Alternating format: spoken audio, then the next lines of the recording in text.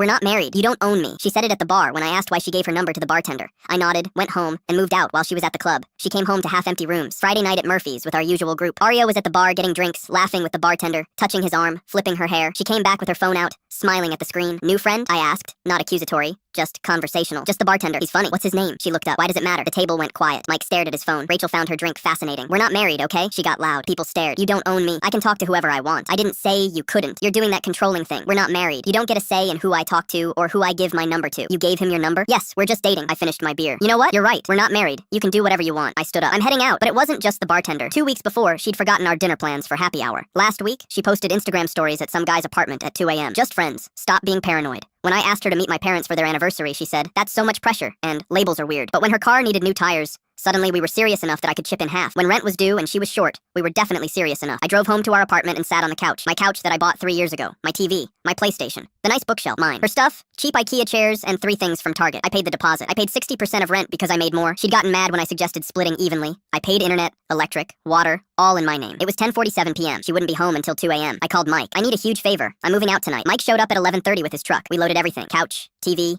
gaming chair, the lamp my sister got me. I stripped my side of the bed. The room looked lopsided now. "Dude, this is crazy," Mike said. "She doesn't want to be tied down? I'm untying her." Kitchen, the coffee maker, mine. She used it every morning. The good knives, mine. Cast iron pan, nice plates, all mine. I left her the cheap plastic shit. "You're taking the coffee maker?" Mike asked. I paid for it. I forwarded her the utility accounts. "You'll need to transfer these. I'm canceling service next week." At 1:15 a.m., we were done. The apartment looked bombed. Empty spaces where my things were. I tried several note versions, crumpling each one. Finally, "You're right, I don't." I left it on the counter with my key and walked out at 1:43 a.m. Her phone started ringing at 3:17 a.m. I was on Mike's couch when it lit up. "Where are you? What the fuck? Did you take the couch?" I turned my phone face down. The texts progressed. 3:17 a.m. anger. 3:45 a.m. confusion. 4:30 a.m. bargaining. 6 a.m. desperation. She'd been awake all night, too. We met at a coffee shop 3 days later. She looked rough. No makeup. Yesterday's clothes. "I don't understand why you left without talking to me. You were at the club. You could have waited. So you could tell me I was overreacting? That I was controlling? You embarrassed me in front of everyone." I laughed. "I embarrassed you? You were interrogating me." I asked his name. "You were acting possessive. You know what's not fair? Me paying for most of our life while you tell people we're just dating. Me rearranging my schedule while you forget our anniversary. Me being called controlling for asking where you are at 3 a.m. When's my birthday, Arya?" "What? When is it?" She stared. "July something. August 12th. We've been together 3 years. What's my middle name? What am I allergic to? What's my mom's name?" She was crying. "Stop it. You don't know me, Arya. You know the version that's useful. The one who pays for shit and doesn't ask questions. I love you. Do you? Or do you love having me around?" She didn't answer. "You've been checking out for months." I finally caught up. I stood up, dropped a 10 for my coffee, and walked out. 3 weeks later, Tyler the bartender had already dumped her after 3 weeks. "Too much drama," he'd said. She couldn't afford the apartment alone and moved back with her parents. When she tried making me pay half the remaining lease, I sent her the lease agreement showing individual responsibility. She stopped asking.